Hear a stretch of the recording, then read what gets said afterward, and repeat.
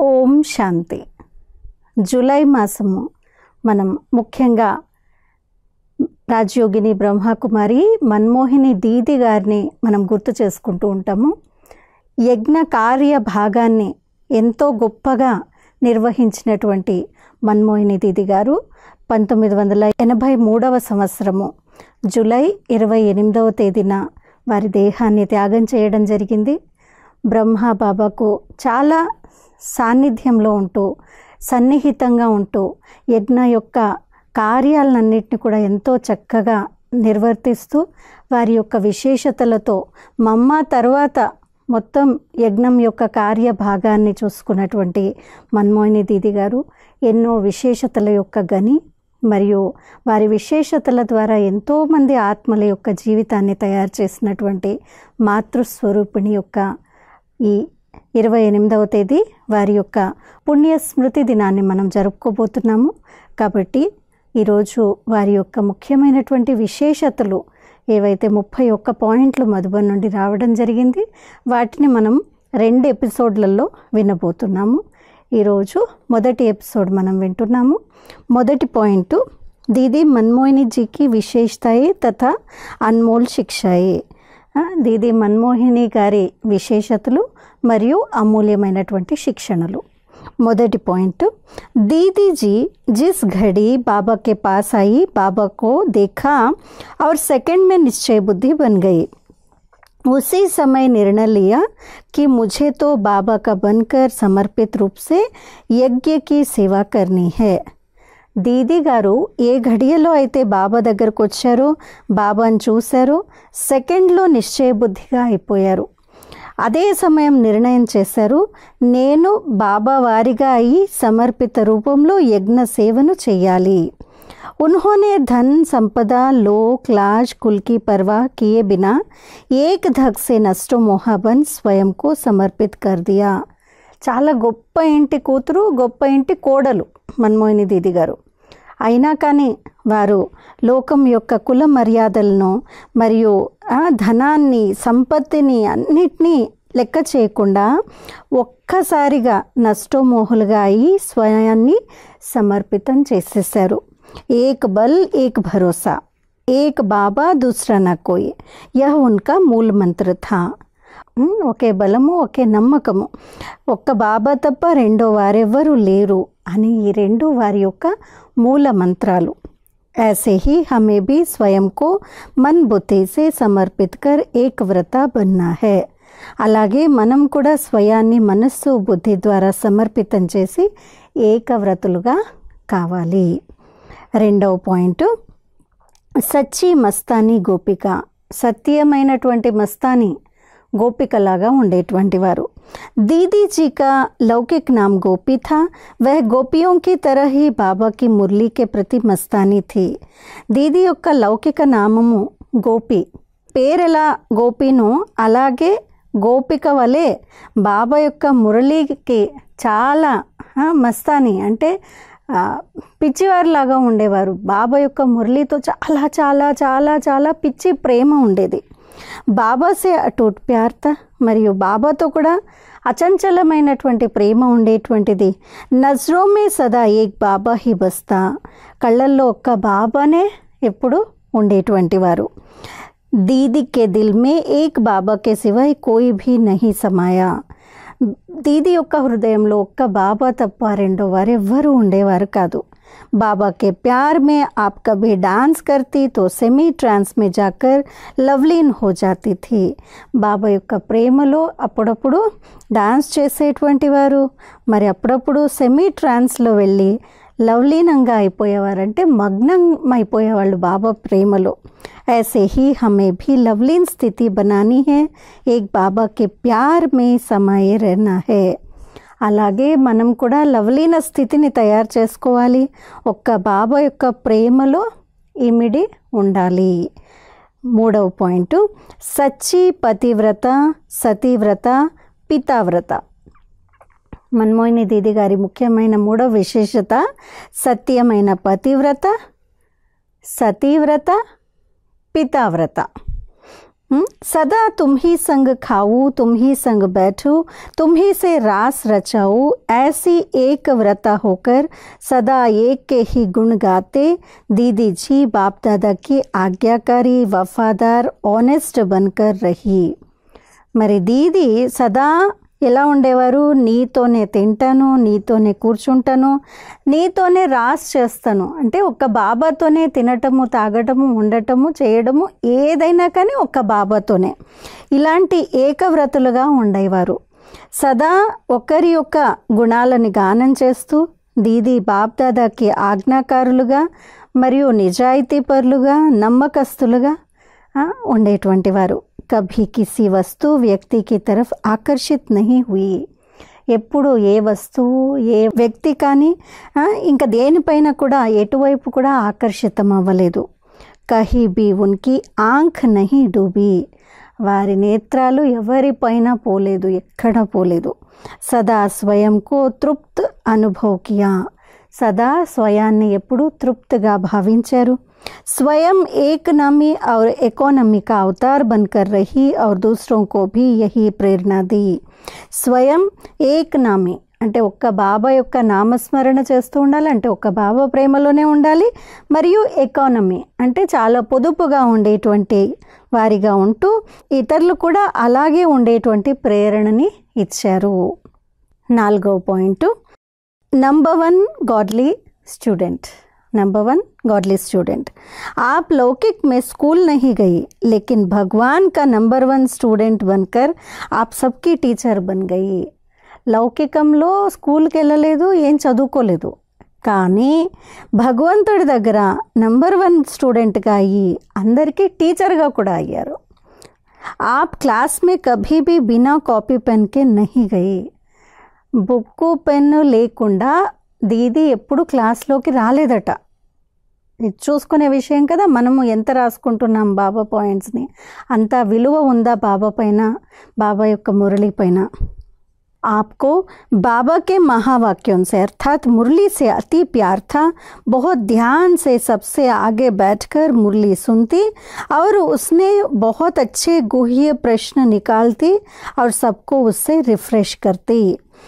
మరి వారికి బాబా పైన మరియు బాబా మహావాక్యాలు ఏవైతే మురళి ఉందో దాంతో అతి ప్రేమ ఉండేది.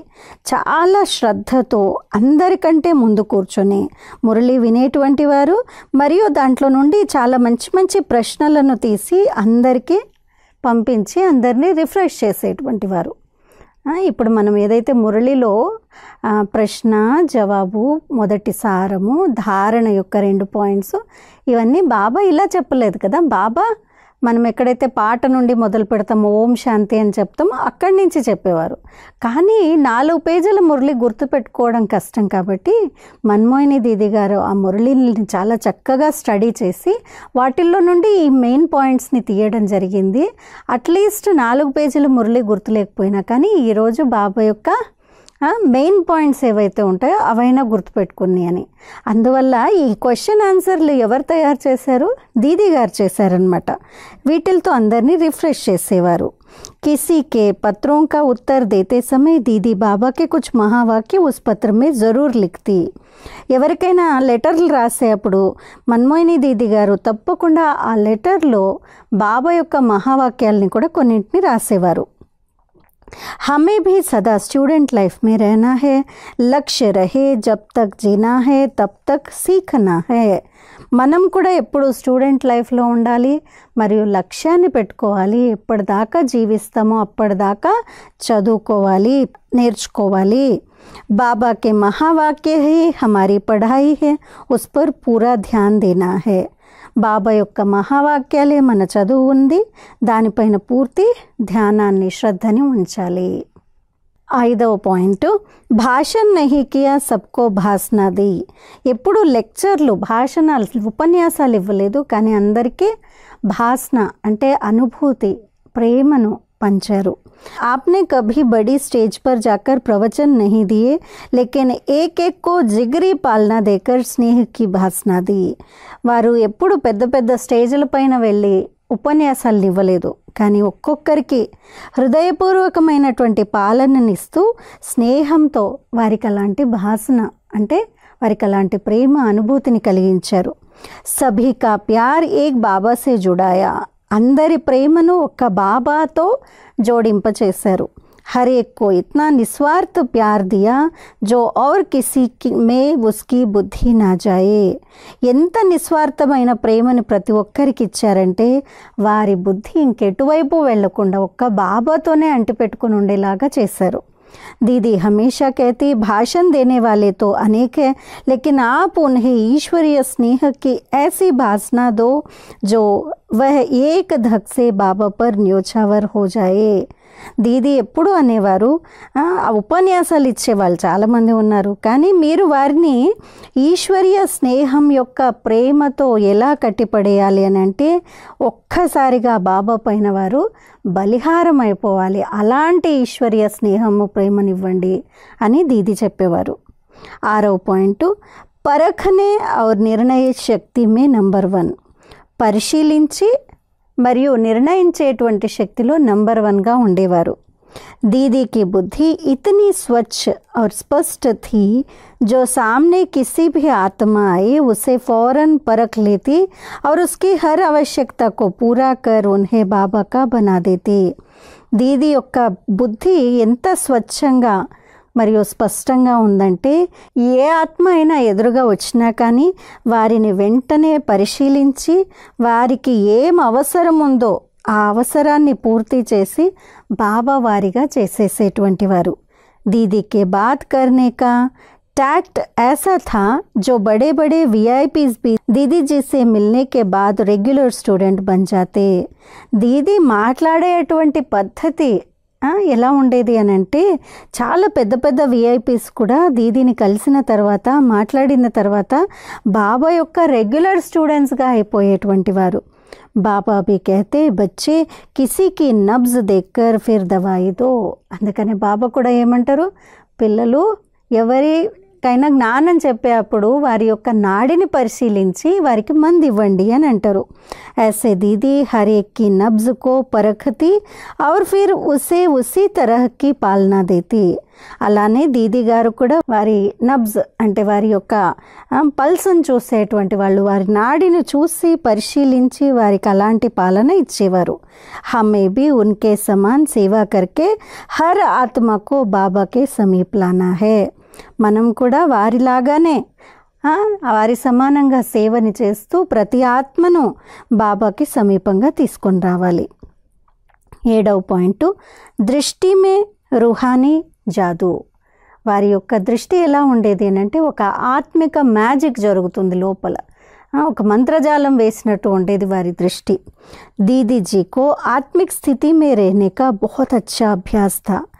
దీది గారికి ఆత్మిక స్థితిలో ఉండేటువంటి మంచి అభ్యాసం ఉండేది. अपने आत्मिक स्वरूप में स्थित होकर जब किसी को दृष्टि देती तो सामने वाला भी अशरीरी बन जाता. ఎప్పుడైతే ఆత్మిక స్వరూపంలో స్థితమయ్యి ఎదుటి వాళ్ళకి దీది దృష్టి ఇచ్చేవారో వారు కూడా అశరీరిగా అయిపోయేవారు. कईयों को तो दीदी की दृष्टि से वैकुंठ का भी साक्षात्कार हो जाता. కొంతమందికైతే దీది దృష్టి ఇవ్వంగానే వైకుంఠం యొక్క సాక్షాత్కారాలు కూడా జరిగేవి. उनके योग की ऐसी स्थिति थी, एकाग्रता का बहुत अच्छा अभ्यास था, इसलिए दीदी ने नज़र से निहाल करने की सेवा की. వారి యొక్క యోగం యొక్క స్థితి ఎలా ఉండేది అని అంటే ఏకాగ్రత ఎంత చక్కటి అభ్యాసం చేశారంటే అందుకనే దీది యొక్క దృష్టితో ఎదురుగా ఉండేటువంటి వాళ్ళు పరివర్తన అయిపోయేవారు, పావనంగా అయిపోయేటువంటి సేవ చేశారు. उनकी दृष्टि में रूहानी जादू थी, उससे अनेक आत्माएं बाबा के समीप आ गई. వారి యొక్క దృష్టిలో ఒక ఆత్మిక మంత్రజాలం ఉండేటువంటిది, దాంతో అనేక ఆత్మలు బాబాకి సమీపంగా వచ్చేవారు. हमें भी अपनी ऐसी श्रेष्ठ स्थिति बनाकर सेवा करनी है. మనం కూడా ఇలాంటి శ్రేష్ఠ స్థితిని తయారు చేసుకొని సేవ చేయాలి. మరి 8వ పాయింట్, జితనా గంభీర్ ఉత్నా రమణీక్. ఎంత గంభీరంగా ఉండేవారో అంతే రమణీకంగా అంటే చాలా మంచిగా అందరితో కలిసిమెలిసి కూడా ఉండేవారు. దీదీజీ ఇతనా అంతర్ముఖి रहती जो उनके मुख से कभी व्यर्थ बोल नहीं निकलते. దీదీ గారు ఎంత అంతర్ముఖిగా ఉండేవారు అని అంటే వారి నోటి నుండి ఎప్పుడూ వ్యర్థమైన మాటలు కూడా వచ్చేవి కాదు. కభీ కిసికా పరచింతన్ పరదర్శన్ నహి కర్తే, ఎప్పుడు ఎవరి యొక్క పరచింతన పరదర్శన చేయలేదు. अगर उन्हें कोई किसी की कमी कमज़ोरी सुनाने लगता तो दीदी बहुत गंभीरता से उसे चुप करा देती. दीदी దగ్గరికి వచ్చి ఎవరివైనా బలహీనతలు తక్కువలు లోపాలు చెప్పారనుకోండి, వారిని చాలా గంభీరతతోటి వారి నోటిని మూయించేసేటువంటి వారు. ఉన్కే జీవన్ మే గంభీరతా కే సాత్ రమణీయతా కా బ్యాలెన్స్ థా, వారి జీవితంలో గంభీరతతో పాటు రమణీయత యొక్క బ్యాలెన్స్ కూడా ఉండేవి. వే సభీ సే అలౌకిక్ చిట్ చాట్ కర్కే ఖూబ్ రిఫ్రెష్ కర్తీ. మరి దీది అందరితో అలౌకికమైనటువంటి చిట్ చాట్ సంభాషణ చేస్తూ అందరినీ చాలా చక్కగా రిఫ్రెష్ చేసేవారు. హమే భీ దీదీజీకే సమాన్ గంభీరతా और రమణీయతా కే గుణ కా బ్యాలెన్స్ రఖనా హై. మనం కూడా దీది సమానంగా గంభీరత మరియు రమణీయత యొక్క గుణాన్ని పెట్టుకొని రెండింటిని బ్యాలెన్స్ చేయాలి. 9వ పాయింట్, శిక్ష దేనికి అలౌకిక్ విధి. శిక్షణ ఇచ్చేటువంటి ఒక అలౌకిక విధానం దీదిలో ఉండేది.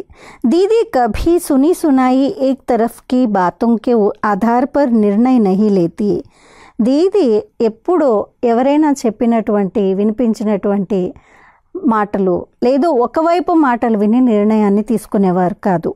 अगर कोई किसी की कंप्लेन करता तो उसी समय उनके सामने उसे भी बुलाकर फैसला करती और जिसे जो शिक्षा देनी होती उसे स्पष्ट शब्दों में देती थी. ఒకవేళ ఎవరైనా ఏదైనా కంప్లైంట్ చేశారనుకోండి, అదే సమయంలో వారెదురుగానే ఇతరులను కూడా పిలిచేటువంటి వారు, ఇద్దరిని కూర్చోపెట్టి నిర్ణయాన్ని తీసుకునేటువంటి వారు. ఎవరికి ఏ శిక్షణ ఇవ్వాలో చాలా స్పష్టమైనటువంటి శబ్దాలతో వారికి శిక్షణనిచ్చేవారు. అప్నే మన్ మే కిసి కే ప్రతి భీ దోష్ దృష్టి నహీ రక్తి. శిక్షణనిచ్చేటువంటి వారు, కానీ తన మనసులో ఎవరి పట్ల కూడా దోష దృష్టితో వారిని చూసేవారు కాదు. దీదీజీకు సెకండ్ మే ఫుల్ స్టాప్ లగానే కా అచ్చా అభ్యాస్ థా. అంటే దీదీజీ గారికి సెకండ్లో ఫుల్ స్టాప్ పెట్టే అభ్యాసం చాలా బాగా ఉండేది. కిసి దూసరే కే సామ్నే ఉస్కి కమీ కమ్జోరీకో రిపీట్ నహీ కర్తీ.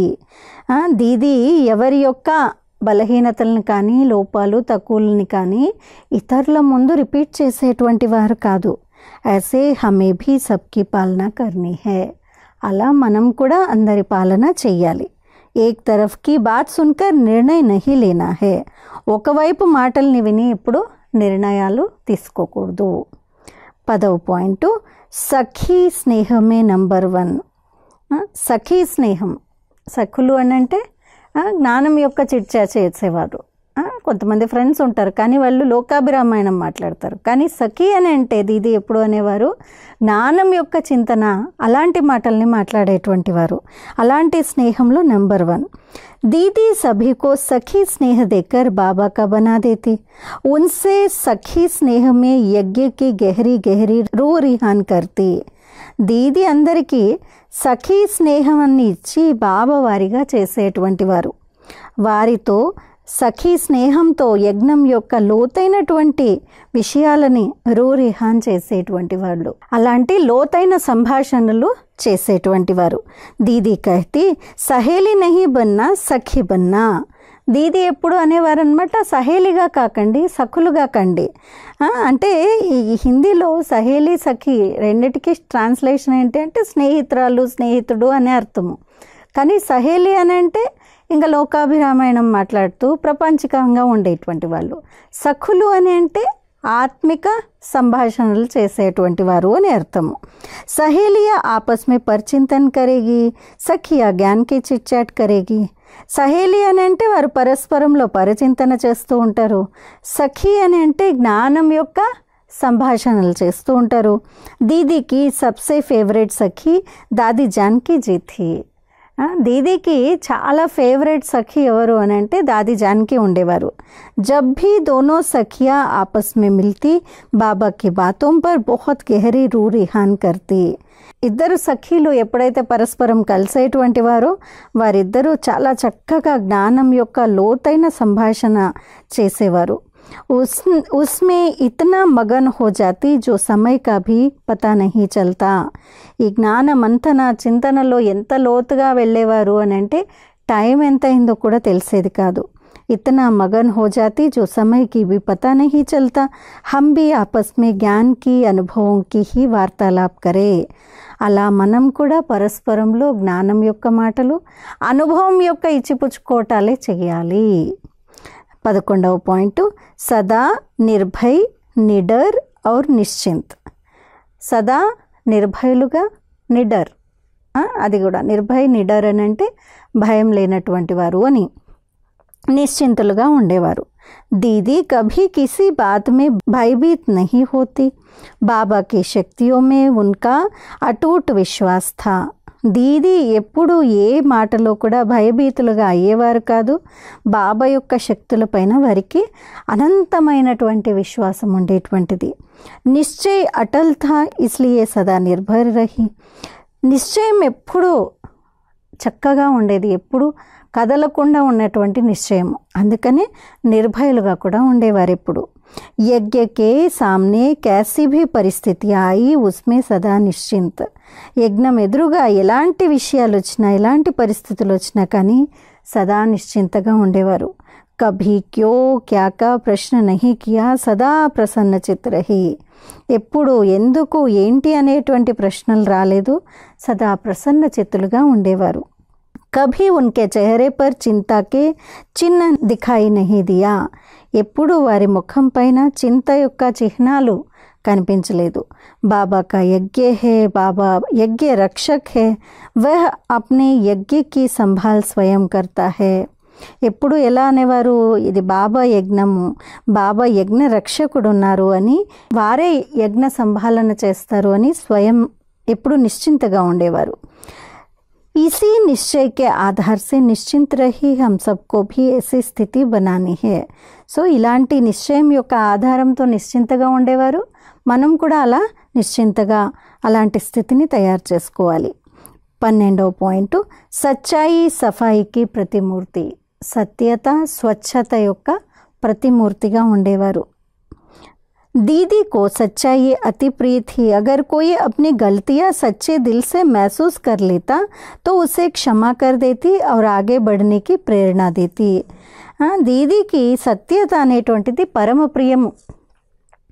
ఒకవేళ ఎవరైనా తమ యొక్క పొరపాట్లని సత్యమైన హృదయంతో అనుభూతి చేసుకుంటూ చెప్పినట్లయితే వారు క్షమించేటువంటి వారు మరియు ముందుకు వెళ్ళడానికి ప్రేరణని కూడా ఇచ్చేవారు. आपकी कथनी और करनी सदा समान रही. जो दूसरों को कहती वह पहले खुद करके दिखाती. వారి యొక్క చెప్పటము మరియు చేయటము రెండు సమానంగా ఉండేవి. మరియు ఏదైతే ఇతరులకి చెప్తారో అది మొదట చేసి చూపించేటువంటి వారు. उनका स्वयं पर पूरा ध्यान था. अमृत वेले से लेकर श्रीमत सिरमा थे. ऐसे ही हम सबको सच्चाई सफाई की प्रतिमूर्ति बनना है. వారు స్వయం ఎలా ఉండేటువంటి వారు అని అంటే స్వయం పూర్తి ధ్యానం ఉంచేటువంటి వాళ్ళు, అమృత వేళ నుంచి రాత్రి వరకు శ్రీమతం ఏదైతే ఉందో అది శిరస వహించేటువంటి వారు. అలా మనం కూడా సత్యత మరియు స్వచ్ఛత యొక్క ప్రతిమూర్తులుగా కావాలి. 13వ పాయింట్ బాలక్ और మాలిక్ కా బ్యాలెన్స్. బాలకులు మరియు మాలిక్గా అయ్యేటువంటి బ్యాలెన్స్ ఉండేవారు. दीदी यज्ञ की मालिक थी लेकिन उनके जीवन में बालक और मालिकपन का बैलेंस था.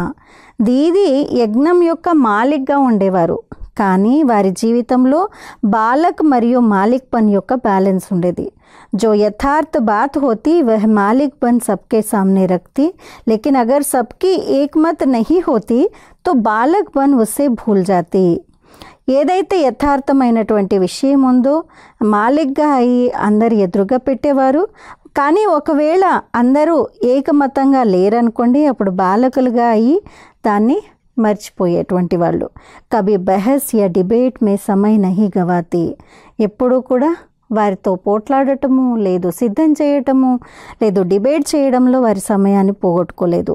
దీదీ బాలక్పన్ బాబాకి అంగుళి పకడ్కర్ యజ్ఞ కి హర్ డిపార్ట్మెంట్ కా చక్కర్ లగాతి. దీదీ బాలక్గా అయి బాబా యొక్క అంటే సాకార్ బాబా యొక్క వేలని పట్టుకొని యజ్ఞం యొక్క ప్రతి డిపార్ట్మెంట్ని చుట్టి వచ్చేవారు. ऐसे ही हम सबको बालक और मालिकपन का बैलेंस रख अपनी स्थिति एक रस बनानी है, बाबा की उंगली पकड़कर चलना है. అలాగే మనమందరము కూడా బాలక్ మరియు మాలిక్పన్ యొక్క బ్యాలెన్స్ ద్వారా మన స్థితిని ఏకరసంగా తయారు చేసుకోవాలి మరియు బాబా యొక్క వేళ్ళని పట్టుకొని నడుస్తూ ఉండాలి. 14వ పాయింట్, యజ్ఞ రక్షక్ యజ్ఞ సేవాధారి. యజ్ఞ రక్షకులు మరియు యజ్ఞ సేవాధారిగా ఉండేవాళ్ళు. दीदी जी के रग रग में यज्ञ के प्रति अटूट प्यार था. దీది యొక్క అణువణువులో కూడా యజ్ఞం పట్ల అనంతమైన ప్రేమ ఉండేది. यज्ञ को किसी भी प्रकार की आंच ना आए उसके लिए आप बहुत ध्यान रखती और हर एक को यज्ञ की अमानत को संभालने की निस्वार्थ सेवा करने की प्रेरणा देती. యజ్ఞంలో ఎప్పుడు కూడా ఏ విధమైనటువంటి అంటే ఎలాంటి తప్పులు జరగకుండా ఎలాంటి పొరపాట్లు లేకుండా దానికి పూర్తి ధ్యానాన్ని ఉంచేటువంటి వారు, ప్రతి ఒక్కరికి యజ్ఞంలో ఇది నాది అని అనుకునేవారు. అలాగే ఇది అమానత్ బాబా ఇచ్చినటువంటి సొత్తు ఇది అలా భావించేవారు. నిస్వార్థ సేవ చేసేటువంటి ప్రేరణ ఇచ్చారు. బాబాకే యజ్ఞ సదా భర్పూర్ రహే, సదా సఫల్ రహే, ఇస్మే కోయి విఘ్న నా పడే. दीदी की सदा यही भावना रहती और इसके लिए वे सदा ప్రయాస్ रहती. మరి బాబా యజ్ఞంలో సదా నిండుగా ఉండాలి, సదా సఫలుగా ఉండాలి, దీంట్లో ఎలాంటి విఘ్నాలు రాకూడదు. ఇలా దీది ఎప్పుడు కూడా ఇదే భావన ఉంచుకునేవారు మరియు దీనికోసం వారు సదా ప్రయాసపడేటువంటి వారు, పురుషార్థం చేసేవారు. हम सभी को जिस यज्ञ से इतनी पालना मिल रही है उनकी संभाल करनी है, सच्चा सेवाधारी बनकर रहना है. మనందరము కూడా ఏ యజ్ఞంతో అయితే మనకి పాలన జరుగుతోందో ఆ యజ్ఞాన్ని సంభాలన చేయాలి మరియు సత్యమైన సేవాధారిగా అయి ఉండాలి. 14వ పాయింట్, సఫల్ కర్నే ఔర్ కరానే మే నంబర్ 1. దీది సఫలం చేయడము మరియు చేయించటంలో నెంబర్ 1గా ఉండేవారు. దీదీనే అనేకోं का तन मन धन सफल कराया. దీది ఎంతోమంది యొక్క తనువు మనస్సు ధనాన్ని సఫలం చేయించారు. यज्ञ को कौन संभाल सकते हैं? दीदी उनकी जीवन कहानी को सुनकर परख कर उसे समर्पित कराती और उनके दिल में यज्ञ के प्रति भावना भर देती. యజ్ఞాన్ని ఎవరు సంభాలన చేయగలరు? అన్ని రకాలుగా దీది వారి జీవిత కథని వినేటువంటి వాళ్ళు మరియు దాన్ని చక్కగా పరిశీలించి సమర్పణ కూడా చేయించేవారు. అలాంటి యజ్ఞ సంభాలన చేసేటువంటి వారిని సమర్పితం చేయించేవారు. వారి యొక్క హృదయంలో యజ్ఞం పట్ల చాలా భావన కూర్చోపెట్టేటువంటి వారు. पहले हमें अपना संकल्प, समय, श्वास और संपत्ति सब कुछ सफल करना है, फिर दूसरों को भी ऐसी प्रेरणा देकर उनका भी भाग्य बनाना है. మొదట మనము మన యొక్క సంకల్పము, సమయము, శ్వాస, సంపత్తి అన్నిటినీ సఫలం చేయాలి. ఆ తర్వాత ఇతరులది కూడా ప్రేరణ ఇచ్చి వారి యొక్క భాగ్యాన్ని కూడా తయారు చేయించాలి. 16వ పాయింట్, లవ్ ఔర్ లా కా బ్యాలెన్స్. ప్రేమ మరియు నియమం యొక్క బ్యాలెన్స్ ఉండేది. दीदी अलौकिक माँ के रूप में सबको स्नेह भी देती, हर प्रकार के से यज्ञ वत्सों को खाने पीने पहनने रहने की सुविधा देती, उनके स्वास्थ्य का ध्यान रखती. लेकिन कभी कोई ईश्वरीय नियम एवं मर्यादाओं में अलबेला होता, आलस्य करता या किसी मर्यादा को तोड़ता तो उसे फौरन सजा देती या डायरेक्ट बुलाकर इशारा देती.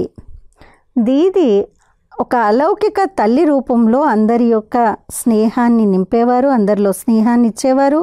ప్రతి విధంగా అంటే అన్ని విధాలుగా తినటం తాగటం గురించి కానివ్వండి, వేసుకోవడం అంటే తొడుక్కునే వాటి గురించి కానివ్వండి, ఉండేటువంటి సౌలభ్యం కోసం కానివ్వండి, వారి యొక్క ఆరోగ్యాన్పైన శ్రద్ధ పెట్టడం కానివ్వండి, అన్నీ చేసేవారు. కానీ ఎప్పుడూ కూడా ఈశ్వరీయ నియమాలు మరియు మర్యాదలలో ఎవరైనా లూజ్ అయ్యారనుకోండి, దాంట్లో ఎప్పుడైనా ఎవరైనా కానీ సోమరితనంగా అయిపోయారు, లేదు ఆలస్యంగా ఉన్నారు అని అనుకోండి, ఎవరైనా మర్యాదల్ని ఉల్లంఘించారని అనుకోండి, వారిని వెంటనే శిక్షించేటువంటి వారు, డైరెక్ట్ పిలిచి వారికి దీది గారు ఇషారా సంజ్ఞ చేసేవారు, సైగ చేసేవారు. योग और पढ़ाई यही हमारी आध्यात्मिक उन्नति का आधार है. యోగము మరియు చదువు ఇదే మన యొక్క ఆధ్యాత్మిక ఉన్నతికి ఆధారం ఉంది. इसमें कोई भी अलबेला ना बने. दीदी इस पर बहुत ध्यान खिंचवाती थी. యోగము మరియు చదువు దీనిపైన ఎప్పుడు ఎవ్వరు కూడా సోమరులుగా కాకూడదు. ఇది దీది అందరిపైన విశేషంగా అటెన్షన్ ఉంచడానికి ప్రయత్నం చేసేవారు. వారిపైన కూడా అదే శ్రద్ధ ఉంచుకునే విధంగా చెప్పేటువంటి వారు. ఇవి దీది యొక్క 16 విశేషతలు మనం విన్నాము. ఇంకా 15 విశేషతలు ఉన్నాయి, అవి పార్ట్ 2లో విందాము.